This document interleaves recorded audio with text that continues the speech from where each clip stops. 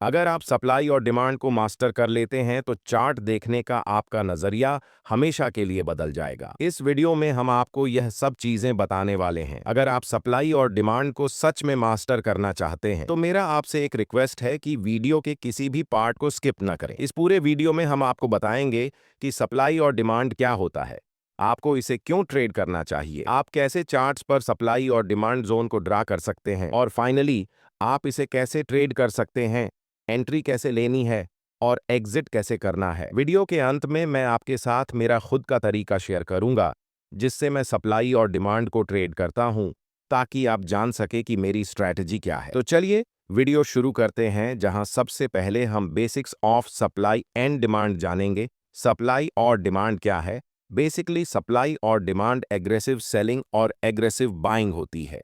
हमें बताती है कि ये लोग कहां पर मार्केट में इंटर कर रहे हैं और कहां से एग्जिट कर रहे हैं, और बिग बॉयज प्राइस को किस डायरेक्शन में पुश कर रहे हैं। कैंडलस्टिक पैटर्न को ध्यान से देखो। ये रेड कैंडल हमें बताते हैं कि यहां पर एग्रेसिव सेलिंग हुई है, यानी कि यहां बड़े वॉल्यूम्स और बड़े मोमेंटम शामिल है मार्केट को नीचे लाने में। अब नेक्स्ट चार्ट पर ध्यान दें। आप यहां देख सकते हैं कि यहां पर एग्रेसिव बाइंग हुई है, जिसका मतलब है कि बिग बॉयज वॉल्यूम और मोमेंटम के साथ प्राइस को ऊपर ले जा रहे हैं। इन्हीं दोनों चीजों को आपको देखना चाहिए जब आप सप्लाई और डिमांड को ट्रेड कर रहे होते हैं, क्योंकि ऐसे मोमेंटम हमें बताता है कि स्मार्ट मनी कहां पर मार्केट में इंटर कर रही है, मार्केट को किस डायरेक्शन में ले जा रही है, और मार्केट से कहां पर एग्जिट कर रही है।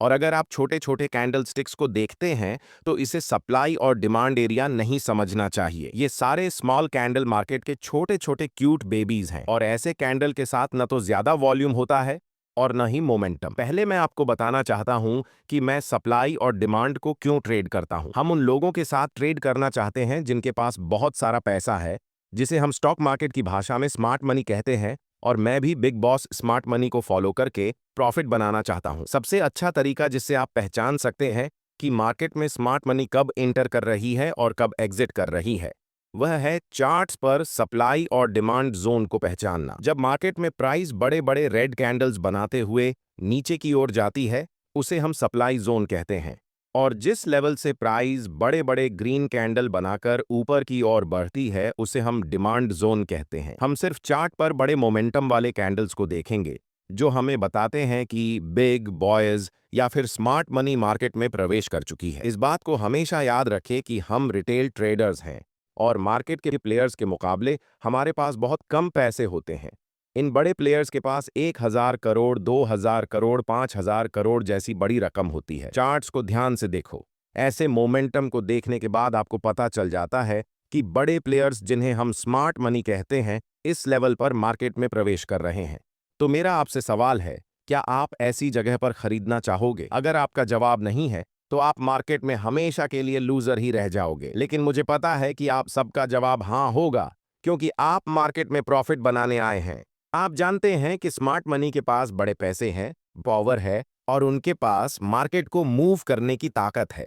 गलती जो रिटेल ट्रेडर्स कर सकते हैं वह है ऐसे स्मार्ट मनी के खिलाफ ट्रेड करना जो आपसे अनलिमिटेड टाइम बढ़ा है। अब आपको पता है कि सप्लाई और डिमांड को क्यों ट्रेड करना है। अब हम जानेंगे सप्लाई और डिमांड जोन को चार्ट पर कैसे ड्रा करते हैं। एक जरूरी बात अब हम जानेंगे कि सप्लाई और डिमांड को चार्ट्स पर कैसे पहचान सकते हैं। पहला तरीका यह है कि ट्रेड में आपको तभी एंट्री लेनी है जब आपको कम से कम 3 मोमेंटम कैंडल्स दिखे। हो सकता है कि एक मोमेंटम में 45 बड़े कैंडल्स हो, लेकिन कम से कम 3 तो होना ही चाहिए, तभी हम ट्रेड में एंट्री ले सकते हैं। जैसे कि इन 3 मोमेंटम कैंडल्स को देखो। ध्यान रखना कि ऐसे छोटे कैंडल्स को सप्लाई और डिमांड जॉन मत समझना। इस एग्जाम्पल में हम इन 3 ग्रीन मोमेंटम कैंडल्स का इस्तेमाल करेंगे। दूसरा चीज आपको ये करना है कि ऐसे एरिया ढूंढना है जहां से मोमेंटम शुरू हुआ है, और उन तीनों कैंडल्स के जस्ट प्रीवियस वाले कैंडल पर हम एक रेक्टेंगल बॉक्स ड्रा करेंगे। ध्यान देना कि वह बॉक्स कैंडल की हाई और लोगो को पूरी तरह कवर कर रहा हो। अब जो आपको चार्ट्स पर यह रेक्टेंगल एरिया दिख रहा है, तो ध्यान देने वाली बात यह है कि प्राइस इस जोन तक आया और उसके बाद ग्रीन कैंडल्स बनाते हुए शूट अप कर गया। सोचिए, अगर आप ऐसी जगह पर मार्केट में ट्रेड एंट्री करते हैं तो आप बहुत ज्यादा पैसा बनाने वाले हैं। चलिए अब एक और एग्जाम्पल देखते हैं। इन 3 बड़े रेड कैंडल्स पर ध्यान दें। यहाँ पर हमें इन कैंडल्स को सेलेक्ट करना है और इन 3 कैंडल्स के प्रीवियस कैंडल की हाई और लो को टच करते हुए एक रेक्टेंगल बनाना है। ये रेक्टेंगल एरिया एक सप्लाई जोन है, इसलिए हमें वेट करना है कि प्राइस दोबारा इस सप्लाई एरिया में आए और जैसे ही प्राइस सप्लाई जोन के पास आती है, मैं चाहता हूं कि आप ध्यान से देखें कि क्या होता है।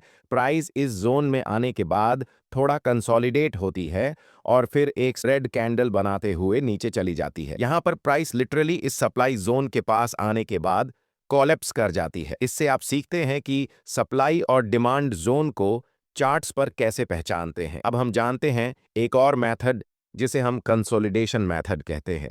इस चार्ट पर नजर डालें। यहां पर प्राइस एक रेंज में ऊपर नीचे हो रही है जिसे हम कंसोलिडेशन जोन कहते हैं। अब हम एक रेक्टेंगल टूल लेंगे और इस पूरे कंसोलिडेशन जोन को कवर करते हुए रेक्टेंगल को ड्रा करेंगे। ध्यान से देखिए कि प्राइस इसके बाद क्या करती है। प्राइस इस कंसोलिडेशन जोन को तोड़ने के बाद रिसेट के लिए ऊपर जाती है और जैसे ही वह रेक्टेंगल बॉक्स को टच करती है, प्राइस वहां से नीचे की तरफ आने लगती है। तीसरा मेथड है आपको ऐसे एरिया को खोजना जहां पर कैंडल्स की लंबी विक्स हो। चार्ट्स पर विक्स का बनना हमें बताता है कि प्राइस उस लेवल से रिजेक्ट हो रही है और ऐसे लेवल को मार्केट में रिजेक्शन लेवल कहा जाता है। जहां पर मल्टीपल विक्स वाले कैंडल्स बने हुए हैं, वहां क्या करेंगे कि रेक्टेंगल टूल सेलेक्ट करके इस पूरे विक्स वाले कैंडल्स को कवर करते हुए अगली बार जब प्राइस इस लेवल पर आई तो प्राइस यहां से बड़े बड़े ग्रीन कैंडल्स बनाते हुए शूट अप कर गई। इसे हम कह सकते हैं कि यह एक डिमांड जोन है।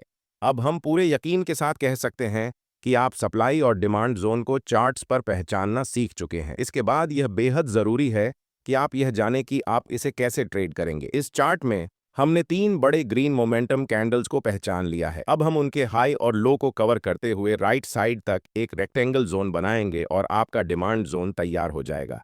अब हम वेट करेंगे कि कब प्राइस वापस इस डिमांड जोन में आएगी। ट्रेड में एंट्री करने के लिए आपके पास 2 सबसे ज्यादा उपयोग किए जाने वाले तरीके हैं। पहला तरीका है कि आप एक buy limit on order place कर सकते हैं ताकि जब भी प्राइस इस डिमांड जोन में आए तो ऑटोमेटिकली बाय ट्रेड में एंट्री हो सके। दूसरा तरीका यह है कि आप मैन्युअल बाय ऑन ऑर्डर लगा सकते हैं जब प्राइस इस लेवल पर आती है। हम ज्यादातर दूसरे तरीके को ही प्रेफर करते हैं क्योंकि याद रखना चाहिए कि डिमांड जोन कितना भी स्ट्रॉन्ग क्यों ना हो, हमेशा यह चांस रहता है कि प्राइस उस लेवल को ब्रेक कर दे।